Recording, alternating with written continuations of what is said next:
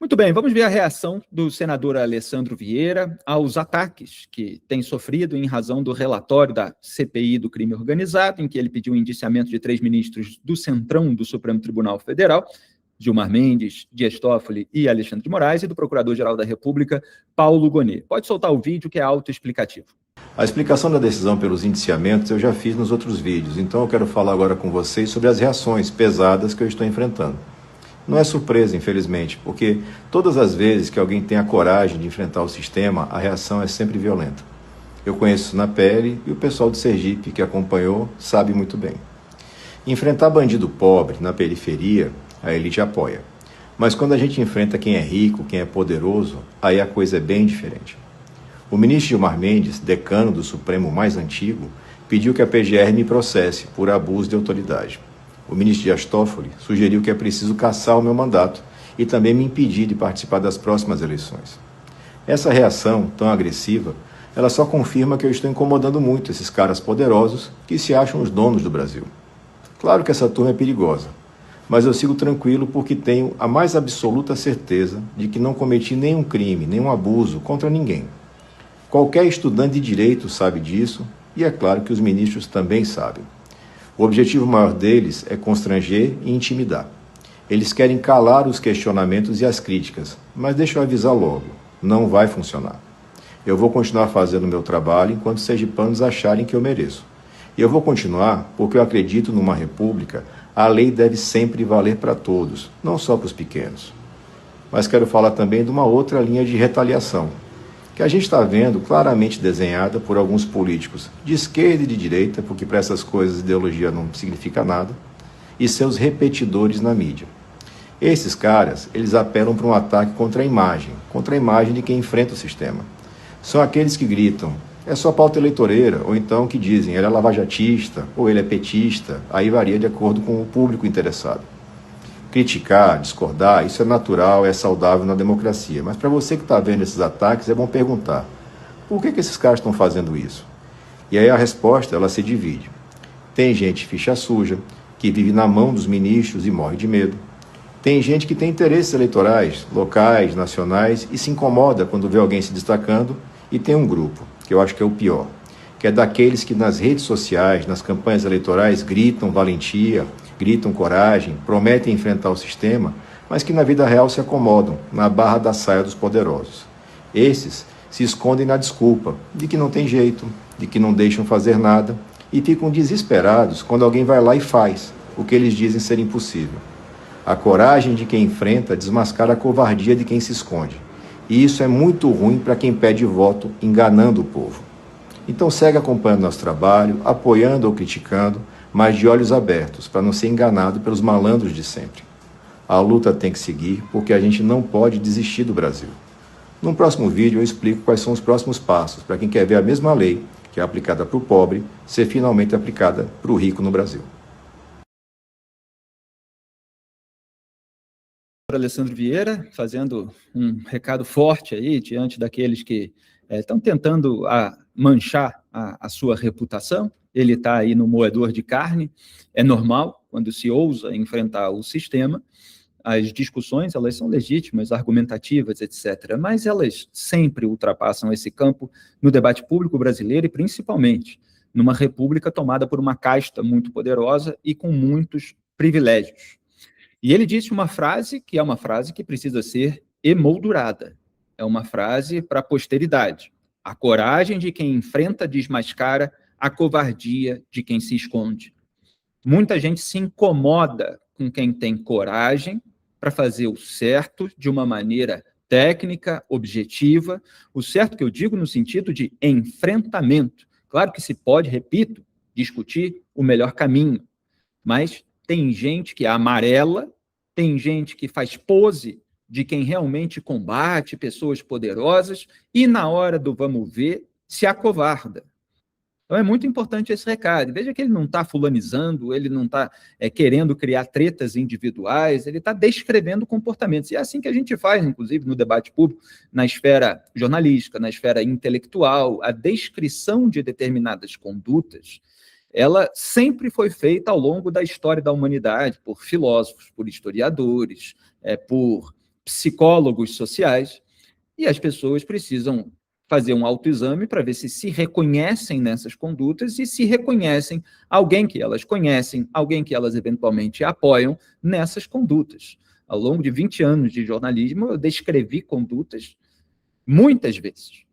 Aliás, fiz isso hoje na rede social e faço questão de mostrar agora, produção, porque eu ia chamar em primeiro lugar, mas até diante desse meu comentário se encaixa aqui. O print da minha postagem no X sobre jornalistas. Pode colocar na tela, que são esses profissionais aí. Muito bem, deixa eu só ajeitar aqui, que eu estou fazendo o programa de casa e fica pequeno para mim. Pronto, agora sim. Profissionais que dependem das fontes no poder para ter emprego no mercado da comunicação e publicar nos respectivos veículos o que elas dizem e pautam pelo WhatsApp, e que justamente pelo pavor de perder esses acessos, defendem incondicionalmente as fontes, endossando suas narrativas e distorcendo fatos e documentos quando suas condutas são contestadas no país, não são jornalistas. Jornalista não é representante nem pau-mandado de fontes, não rebaixa critérios como repórter, nem princípios como analista, seletivamente, para cativar quem lhe garante informações exclusivas ou, pior ainda, narrativas em primeira mão. Isso é função de porta-voz, lobista, gestor de crise, propagandista e microfone de aluguel. A casta do sistema tem um monte deles na mão, como todo jornalista de verdade sabe, e o público cada vez mais se dá conta. Acho importante fazer essa posição editorial minha, que é uma distinção, inclusive, entre o que é jornalismo e o que é propaganda, isso tudo que eu listei aí para vocês. Porque na minha atuação também não tem corporativismo com supostos colegas. Não são meus colegas. Às vezes vem alguém aqui e bota no comentário, Felipe, você viu o que fulano falou? Fulano está com uma visão diferente. Fulano, eu sei quem é fulano, eu sei quem são os elos dessas pessoas. Claro que tem pessoas no debate público com argumentos diferentes. É diferente daquela turma do WhatsApp, daquela turma que está falsificando o conteúdo, nesse momento, do relatório da CPI do crime organizado para manchar a imagem, a reputação, a trajetória do senador, para legitimar a ação do sistema de vingança, de retaliação contra ele. Essas pessoas são de outro ramo, um ramo que rende muita grana para essas pessoas que se dispõem a essa subordinação ao poder de turno para subir na vida. Então, o Alessandro Vieira fez uma descrição também dessas pessoas que posam como quem tem uma valentia muito grande, mas que, na verdade, tem o rabo preso nos bastidores e nas sombras do poder, agem completamente diferente do que fazem em cima do carro de som. Depois, aliás, ou antes, ele fez uma postagem no X, vamos colocar na tela, produção, falando sobre a resposta dele ao ofício, a representação apresentada pelo Gilmar Mendes na Procuradoria-Geral da República, uma resposta que ele próprio apresentou à PGR, já se antecipando a qualquer intimação. Aspas para o Alessandro Vieira, quem trabalha com a lei e a verdade não tem problema em responder qualquer questão. Mesmo sem intimação, já apresentei resposta ao ofício do ministro Gilmar Mendes, que pede ao PGR que me processe por abuso de autoridade. O pedido é imprestável, conforme a opinião do próprio ministro Gilmar Mendes. E aí ele colocou alguns prints aí do relatório. Obviamente eu tive acesso, eu obtive esse documento que ele apresentou e vou trazer alguns trechos aqui para vocês, destacando, obviamente, o elemento mais importante e até, de certa forma, cômico, que é o uso das próprias decisões anteriores do Gilmar Mendes contra a representação do Gilmar Mendes. Vamos colocar na tela o primeiro print, que é a abertura do documento. Vocês estão vendo aí, excelentíssimo senhor Procurador-Geral da República, doutor Paulo Gustavo Gonet Branco, que nunca é demais lembrar, é amigo íntimo e ex-sócio do Gilmar Mendes. Fala ali do ofício, a data, e o senador Alessandro Vieira vem respeitosamente à presença de Vossa Excelência, em atenção ao ofício, etc., apresentar as considerações a seguir. Vamos para o próximo. São alguns trechos, tá? O documento é bastante grande, mas eu faço questão de apontar esses elementos, porque o que está acontecendo é um embate entre o Supremo Tribunal Federal e o Senado, na verdade, entre ministros que ficam se confundindo de propósito com a instituição para querer reprimir parlamentares que estão usando as suas atribuições constitucionais, para que ninguém ouse mexer com eles. Então, diz lá o item da imunidade parlamentar material como excludente de tipicidade penal. Ainda que se pudesse superar a barreira da atipicidade demonstrada no tópico anterior, o que se admite apenas por hipótese argumentativa, aí é o ponto. A conduta do relator, que é o Alessandro Vieira, encontra-se integralmente coberta pela imunidade parlamentar material, consagrada no artigo 53, caput da Constituição Federal, segundo o qual, aspas, os deputados e senadores são invioláveis civil e penalmente por quaisquer de suas opiniões, palavras e votos. Fecho aspas. Vocês vão ver lá na frente que Gilmar já citou esse artigo em decisão anterior. A elaboração de uma minuta de relatório final em CPI constitui, por natureza, a manifestação da opinião técnico-política do parlamentar relator. Trata-se de ato inseparável do exercício do mandato legislativo e da função fiscalizatória do Poder Legislativo, expressamente prevista no artigo 58, parágrafo 3º da Constituição Federal. A apresentação de relatório é, por excelência, um ato tipicamente parlamentar. Neste ponto, olha aí, é indispensável invocar dois precedentes do próprio STF, ambos de relatoria do ministro Gilmar Mendes, que firmam a jurisprudência aplicável ao caso e que, a rigor, vinculam a posição do próprio requerente.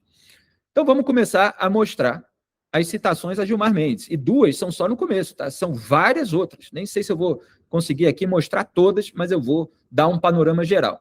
Pode colocar o próximo, então. Na PET 6156, o Supremo Tribunal Federal julgou queixa-crime oferecida por Eduardo Cunha, então presidente da Câmara dos Deputados, contra o então deputado federal Jean Willis, na época no PSOL, por supostos crimes contra a honra praticados durante a votação da autorização de processo por crime de responsabilidade contra a presidente da República. Aliás, está completando hoje 10 anos do impeachment da Dilma. O ministro Gilmar Mendes, como relator, absolveu o querelado por atipicidade da conduta, fixando premissas que se aplicam integralmente ao presente caso, ao caso do Vieira. Eu sei que tem um vocabulário meio técnico, mas conforme eu for lendo aqui, vocês vão entender aquilo que é essencial. No voto condutor, Gilmar assentou que a imunidade material é absoluta quando a manifestação ocorre no interior da respectiva Casa Legislativa e durante a prática de um ato tipicamente parlamentar. O que fez o Alessandro Vieira no relatório foi dentro da Casa Legislativa, do Senado, numa comissão na Casa. Aspas para o Gilmar, essa imunidade é absoluta quanto às manifestações proferidas no interior da respectiva Casa Legislativa. Fecho aspas, está lá exatamente a data, o número da PET em que ele fez isso na segunda turma do Supremo. Próximo. No mesmo precedente, o ministro relator, que é o Gilmar, estabeleceu que, apurado o âmbito da imunidade material, nem sequer cabe indagar se o fato poderia ser considerado crime. Olha só esse ponto. Tem tudo a ver com o presente caso. Aspas para o Gilmar. Apurado que o acontecimento inclui-se no âmbito da imunidade material, não cabe sequer indagar se o fato objetivamente poderia ser considerado crime. Fecho aspas. Daí, decisão de 2016. Tem outras de anos posteriores. Próximo print. E de forma decisiva para o caso em exame, que, repito, é o do Alessandro Vieira, o ministro Gilmar afirmou que eventuais excessos nas acusações ou inverdades nas manifestações parlamentares resolvem-se exclusivamente na esfera política, excluindo-se a responsabilidade criminal. Aspas para o Gilmar. Se as acusações do querelado são inverídicas ou excessivas, é matéria que não cabe aqui cogitar, na medida em que abrangidas pela imunidade. Eventualmente, a manifestação pode gerar responsabilização na própria seara parlamentar, se for reputada ofensiva à ética ou ao decoro respectivo. A responsabilidade criminal, entretanto, está excluída. Fecho aspas. Palavras do próprio Gilmar, que agora está pedindo para o PGR enquadrar o Alessandro Vieira nos tipos penais previstos na lei de suposto, eu coloco esse suposto, abuso de autoridade. Já vou relembrar mais um detalhe sobre aquela lei. Próximo print. O segundo precedente do ministro Gilmar, que merece transcrição, é o mandado de segurança 37115. Isso foi em 2020. Naquele caso, parlamentares impetraram mandado de segurança, buscando a destituição do presidente e da relatora da CPMI das fake news, alegando parcialidade, arbitrariedade e despreparo técnico na condução dos trabalhos, argumentos que guardam notável semelhança com os adjetivos empregados pelo ministro no ofício ora respondido. Quer dizer, eram alegações muito parecidas com as que o Gilmar está fazendo contra o Vieira agora. Ao denegar a segurança, ou seja, ao negar essa ação, esse recurso, o ministro Gilmar Mendes fixou premissa que fulmina a pretensão ora vinculada contra o relator da CPI do crime organizado, contra o Alessandro Vieira. O Poder Judiciário não pode sindicar o conteúdo das manifestações produzidas por parlamentares no âmbito de CPI. Abro aspas para ler as palavras do Gilmar, faço questão. Foge à sindicabilidade do Poder Judiciário, a apreciação da responsabilidade de parlamentares pelos conteúdos dos depoimentos, discursos e inquirições promovidos no âmbito da CPI, uma vez que tais manifestações restam acobertadas pela imunidade material constitucional. Fecho aspas. Está aí, Gilmar Mendes. Próximo. No mesmo precedente, o ministro Gilmar afastou a tentativa dos impetrantes de enquadrar a atuação da relatora e do presidente da CPI, que era a CPMI das fake news, como parcial, arbitrária e tecnicamente despreparada.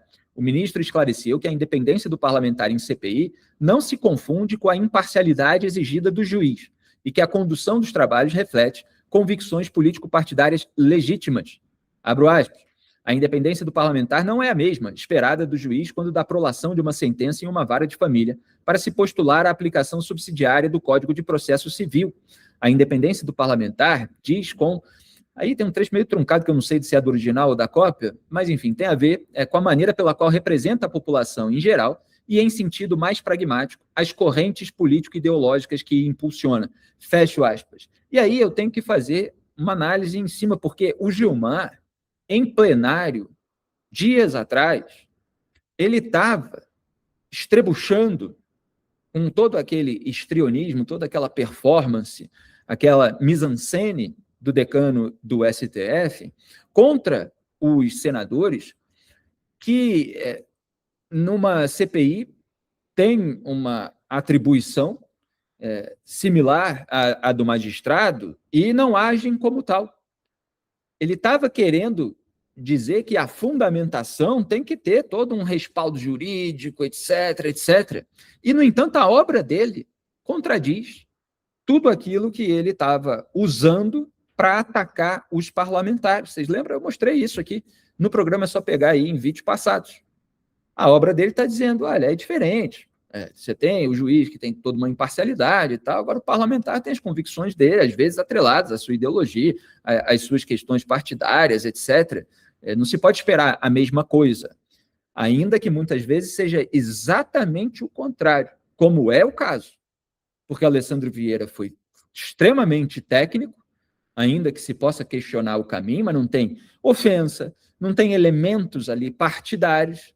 Ele é do MDB, que é esse partido que tem gente de todos os tipos, gigantesco, não tem nada da ideologia do MDB, que nem existe, é um grande centrão, na argumentação do Alessandro Vieira.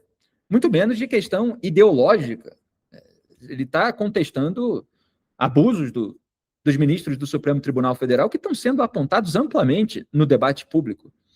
Ele está fazendo de uma maneira técnica. Olha, esses fatos são objetivos, não foram refutados, eu estou propondo, na minha opinião jurídica, esse enquadramento. Então está aí, mais uma vez, a obra rebatendo a conveniência de momento. Próximo print. Ainda no mandado de segurança 37.115, Gilmar Mendes invocou o acórdão da medida cautelar na DPF 378, de relatoria do ministro Roberto Barroso. Quer dizer, para traduzir do juridiquês, o Gilmar Mendes citou uma decisão anterior do Luiz Roberto Barroso, que, na verdade, o Barroso escreveu, mas foi uma decisão colegiada, para reforçar que parlamentares podem exercer suas funções, inclusive de fiscalização e julgamento, com base em suas convicções político-partidárias. Quer dizer, reforçando o que eu estava explicando. Aspas para o Gilmar, A diferença de disciplina se justifica de todo modo pela distinção entre magistrados, dos quais se deve exigir plena imparcialidade, e parlamentares que podem exercer suas funções, inclusive de fiscalização e julgamento, com base em suas convicções político-partidárias, devendo buscar realizar a vontade dos representados. Fecho aspas. Então, essas palavras são do Barroso, mas foram citadas e endossadas numa decisão assinada pelo Gilmar. Próximo. Há ainda passagem emblemática do MS 3715, em que Gilmar reconhece que o Congresso Nacional possui mecanismos institucionais próprios para lidar com eventuais desvios comportamentais de parlamentares, afastando a competência do Judiciário para tal controle. Aspas para o Gilmar, disso se vê que o Congresso Nacional possui mecanismos institucionais próprios para lidar com eventuais desvios comportamentais de um parlamentar, tais como uma confusão entre interesse público e interesse privado. Fecho aspas. O que não é o caso. Não tem nenhuma confusão entre interesse público e o interesse privado do Alessandro Vieira, num pedido de indiciamento baseado em condutas absolutamente reprováveis no âmbito de uma CPI, onde a investigação encontrou uma interseção com o escândalo Master. Ainda, repito, que se conteste o argumento como é próprio do regime democrático, que se conteste na Casa Legislativa por intermédio dos pares. Próximo.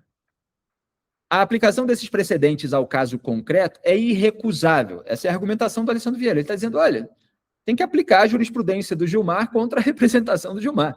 O ofício de Gilmar acusa o relator da CPI do crime organizado de agir ardilosamente, com desvio de finalidade e de praticar grave arbitrariedade. São precisamente os mesmos argumentos que foram apresentados pelos impetrantes no MS. Parcialidade, arbitrariedade, despreparo técnico, e que o próprio Gilmar rejeitou como fundamento para intervenção do Judiciário nos trabalhos da CPI. Se o Judiciário não pode destituir relator ou presidente de CPI, no caso a CPMI das fake news, por supostos desvios na condução dos trabalhos, como decidiu Gilmar, com maior razão não pode o Ministério Público, lembrando que a PGR é a cabeça ali do Ministério Público Federal, não pode criminalizar o relator pelo conteúdo do relatório final apresentado ao colegiado. A formulação de conclusões e a proposta de indiciamento são o ápice do exercício funcional do relator de CPI. Trata-se de ato tipicamente parlamentar, protegido tanto pela imunidade material, artigo 53 da Constituição, quanto pelo princípio da separação dos poderes, artigo 2º. Próximo. Mais uma aspa aí para o Gilmar, mas dessa vez no texto da própria representação. O próprio ofício do Gilmar fornece o elemento que afasta a materialidade dos delitos que pretende imputar ao relator. Afirma textualmente, aspas, e eu chamei a atenção para isso no programa de ontem. O claro desvio de finalidade enveredado pelo relator da CPI do crime organizado não encontrou guarida sequer entre seus pares, que deliberadamente optaram por não aprovar o texto de endereçamento final por ele sugerido. Fecho aspas. Esse trecho é revelador. O indiciamento no âmbito de CPI é ato colegiado. A minuta de relatório final elaborada pelo relator constitui mera proposta submetida à deliberação dos membros da comissão.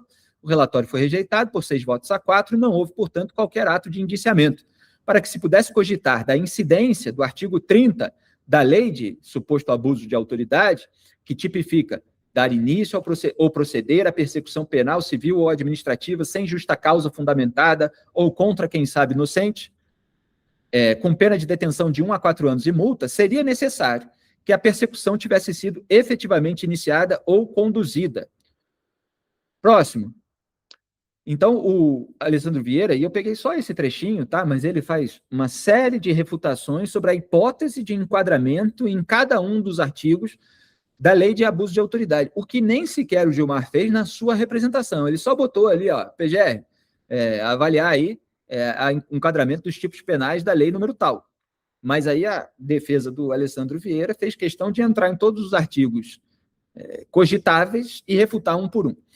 Acrescente-se que, e esse elemento é muito interessante, ainda que se pudesse enquadrar a proposta de indiciamento por crime de responsabilidade como ato de persecução, o que não se concede, tal prática já foi concretizada e aprovada por colegiado de CPI em ao menos 2 oportunidades históricas, sem que tenha havido qualquer representação criminal contra os respectivos relatores. A CPI da Covid-19, no ano de 2021, cujo relatório do senador Renan Calheiros, aprovado pelo colegiado, indiciou o então presidente da República, Jair Bolsonaro, por crime de responsabilidade, com fundamento na Lei 1079 de 1950, que é a lei do impeachment. E, aliás, fundamento também do pedido de indiciamento feito pelo Alessandro Vieira. Bom deixar claro.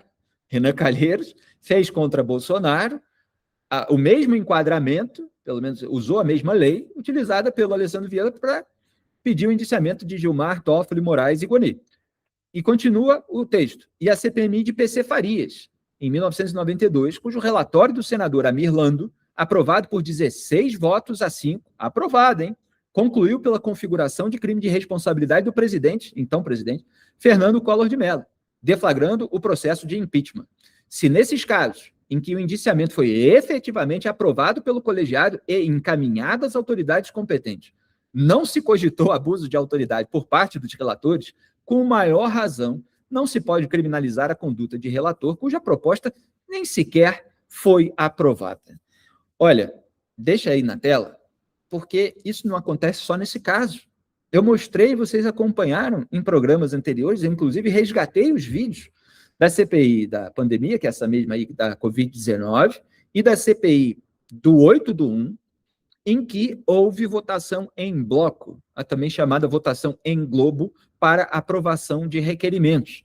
Lembrando que aprová-los em conjunto não quer dizer que cada requerimento não tenha uma fundamentação específica. No entanto, essa votação foi utilizada como pretexto para que o Flávio Dino derrubasse a quebra de sigilo do Lulinha, aprovada na CPMI do INSS. E depois se derrubasse também votação da CPI do crime organizado, com Gilmar Mendes endossando essa postura. Então, são métodos, procedimentos decididos pelos parlamentares que já foram usados em CPIs anteriores, que estão sendo contestados agora por conveniência, por casuísmo, porque atingem pessoas poderosas. Quando era em relação a desafetos ou pessoas para as quais eles não davam a mínima, não havia contestação alguma. Então, a regra é feita conforme a pessoa que está sendo atingida, conforme a pessoa que está envolvida no caso específico. E uma república de verdade, com segurança jurídica, não pode funcionar assim. Próximo, no MS 37.115, Gilmar negou o seguimento a mandado de segurança que buscava a destituição de relatora e presidente de CPI, aquela CPMI das fake news, por suposta parcialidade e arbitrariedade. Na decisão, o ministro consignou, aspas, e esse é um trecho muito importante. Não por último, a concessão da ordem, em razão do comportamento e das intervenções das autoridades apontadas como coatoras no curso da CPI, quer dizer, conceder a ordem contra a relatora e o presidente, somente seria possível desconsiderando-se, e é por isso que o Gilmar não concedeu, porque ele não desconsiderou, somente seria possível desconsiderando-se a normatividade do artigo 53 da Constituição Federal, que pontifica que os deputados e senadores são invioláveis por suas opiniões, palavras e votos. Tem tudo isso no relatório final. O relatório final é um voto que depende dos demais votos dos pares. O voto do relator conta a favor do relatório final, que é uma opinião jurídica dele, com as palavras dele. Então, opinião, palavra e voto. Tudo isso é legítimo, é constitucionalmente previsto, e o próprio Gilmar reconheceu ao endossar o artigo da Constituição, felizmente nesse caso. E aí continua, desenvolvimento consequente do princípio da separação dos poderes, artigo 2º. Está lá, da lavra do Gilmar Mendes, e isso aconteceu em 2020, época da pandemia. Época que começou a pandemia, né? Mas nesse caso na CPMI das fake news. Muito bem, próximo print. O ministro estabeleceu com clareza que a imunidade material impede a responsabilização de parlamentares pelo conteúdo de seus atos em CPI. Agora, na condição de parte interessada, está mostrando a incoerência, está mostrando a hipocrisia, mas com palavras bonitinhas, formalmente, diplomaticamente, tecnicamente. Pretende obter do Ministério Público exatamente o que negou ao jurisdicionado: a responsabilização de um parlamentar pelo conteúdo de relatório de CPI. A mesma jurisprudência que protegeu relatora e presidente de CPMI das fake news de acusações de parcialidade e arbitrariedade protege com igual força o relator da CPI do crime organizado. Atenção para essa frase agora. Aliás, só um detalhe, protege se realmente estamos numa democracia, se realmente estamos numa república que não age conforme a conveniência. E essa frase é mais uma que precisa ser emoldurada pela força do argumento. O direito não pode ser instrumento de geometria variável, aplicável quando convém e afastado quando incomoda. Vou repetir para frisar. O direito não pode ser instrumento de geometria variável, aplicável quando convém e afastado quando incomoda. Mas, aí sou eu, Felipe, dizendo, esse é o direito criativo do Supremo Tribunal Federal. Aquele que é aplicável quando convém e afastado quando incomoda. Vamos ver se o PGR vai endossar a representação do Gilmar Mendes, embora possa postergar para manter ali o peso do processo contra o Alessandro Vieira, constrangendo novas críticas ou iniciativas investigativas. O vídeo que você acabou de assistir é um corte do programa Análise dos Fatos, transmitido ao vivo às segundas e sextas às 12 horas e terças, quartas e quintas às 18. As íntegras ficam disponíveis na aba Ao Vivo do meu canal de YouTube e os cortes na aba Vídeos. Curta, compartilhe e seja membro do canal para ajudar a manter esse programa no ar. Obrigado.